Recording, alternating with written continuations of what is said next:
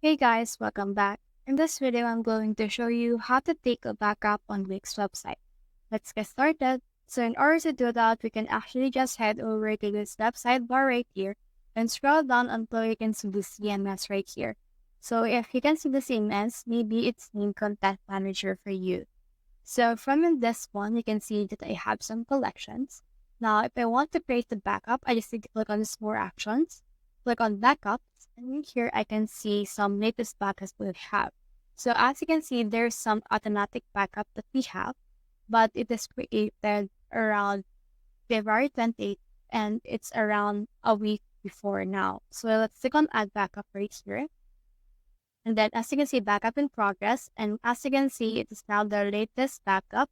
And we can actually restore it if we want to actually get the backup from in here as well.